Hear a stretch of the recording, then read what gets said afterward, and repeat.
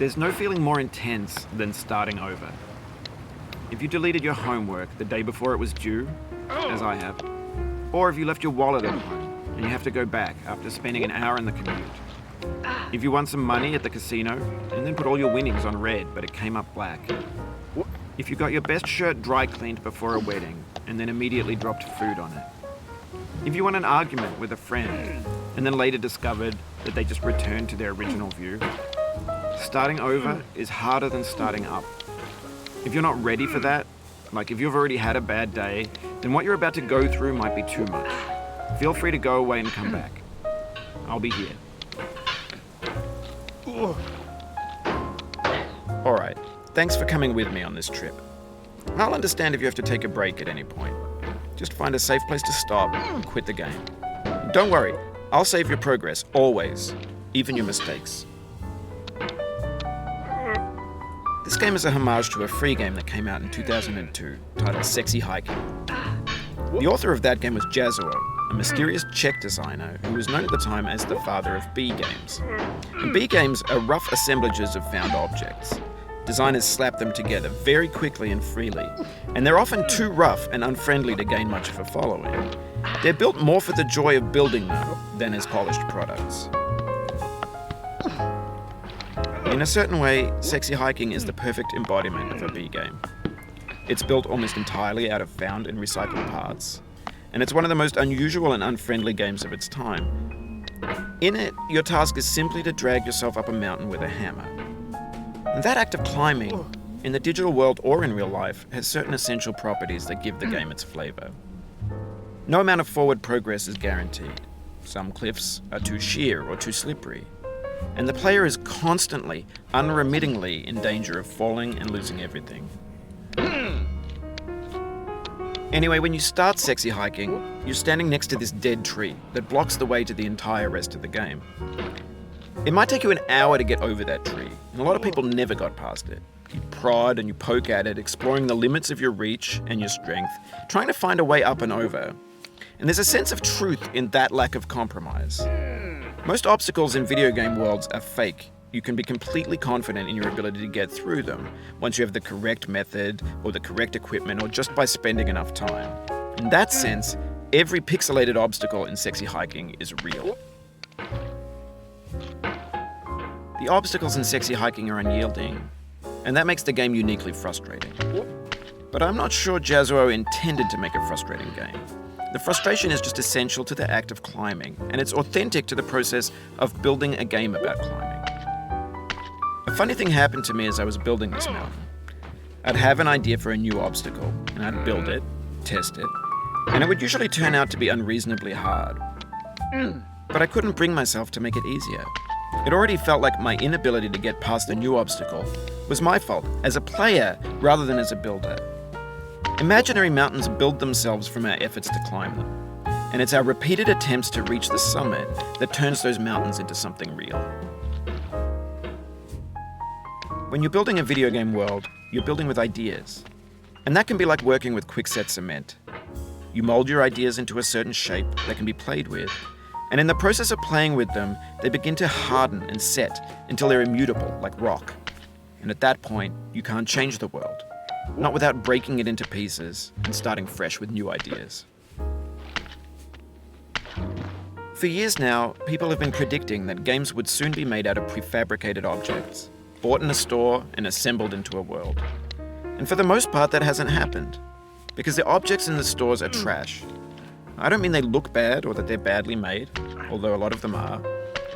I mean they're trash in the way that food becomes trash as soon as you put it in the sink. Things are made to be consumed and used in a certain context, and once the moment is gone, they transform into garbage. In the context of technology, those moments pass by in seconds. Over time, we've poured more and more refuse into this vast digital landfill that we call the internet. It now vastly outnumbers and outweighs the things that are fresh and untainted and unused.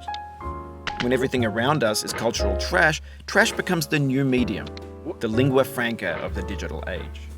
And you can build culture out of trash. But only trash culture. B games, B movies, B music, B philosophy. Maybe this is what digital culture is. A monstrous mountain of trash, the ash heap of creativity's fountain. A landfill with everything we ever thought of in it. Grand, infinite, and unsorted. There's 3D models of breakfast, Gen X's fanfic novels, Scan magazines, green screen Shia LaBeouf, banned stuff scenes on LiveLeak. Facebook's got lifelike bots with unbranded adverts and candid shots of Kanye and Taylor Swift mashups, car crash epic failed GIFs, Russian dashcam vids, discussions of McRibs, discarded, forgotten, unrecycled, muddled, rotten, untitled. Everything's fresh for about 6 seconds, until some newer thing beckons and we hit refresh. And there's years of persevering disappearing into the pile, out of style, out of sight. In this context, it's tempting to make friendly content that's gentle, that lets you churn through it but not earn it. Why make something demanding if it just gets piled up in the landfill, filed in with the bland things? When games were new, they wanted a lot from you. Daunting you, taunting you, resetting and delaying you. Players played stoically. Now everyone's turned off by that. They want to burn through it quickly, a quick fix for the fickle, some tricks for the clicks of the feckless. But that's not you, you're an acrobat.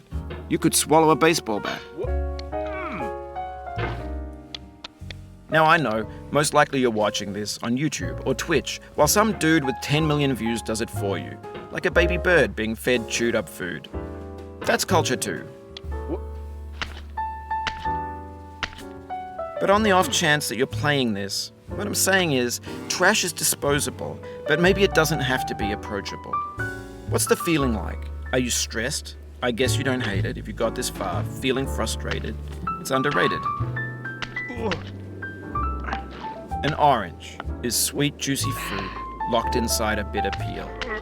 That's not how I feel about a challenge. I only want the bitterness. It's coffee. It's grapefruit. It's licorice. It feels like we're closer now, composer and climber, designer and user. You could have refused, but you didn't. There was something in you that was hidden, that chose to continue. It means a lot to me that you've come this far, endured this much. Every wisecrack, every insensitivity, every setback you've forgiven me is a kingly gift that you've given me. We have the same taste, you and I. It's not ambition, it's ambition's opposite. An obdurate mission to taste defeat. You'll feel bad if you win, so I put this snake in for you.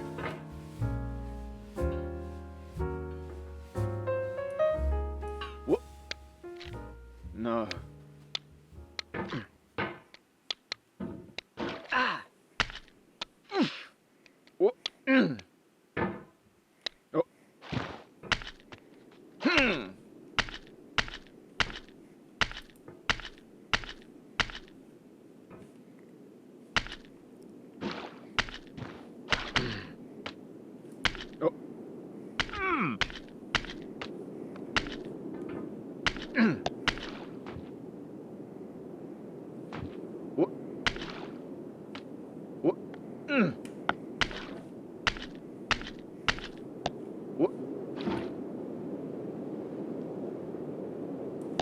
No.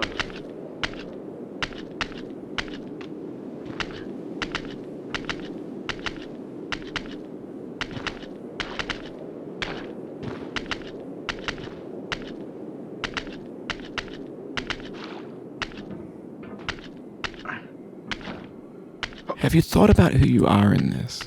Are you the man in the pot, Diogenes? Are you his hand? Are you the top of his hammer? I think not. Where your hand moves, the hammer may not follow, nor the man, nor the man's hand. In this you're his will, his intent, the embodied resolve in his uphill ascent.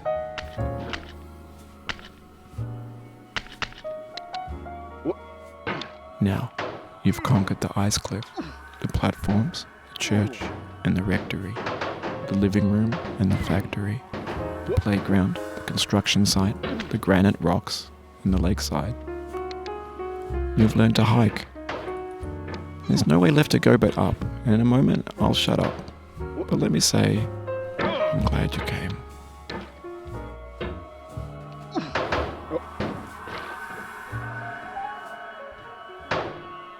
What?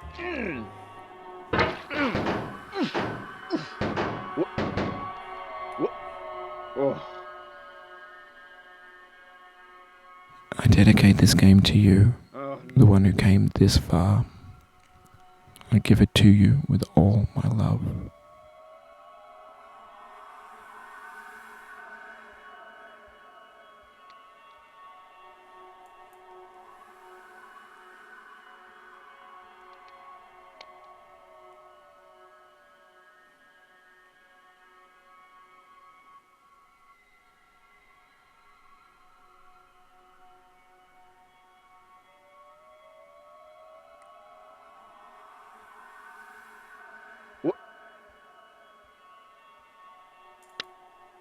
What? Oh no.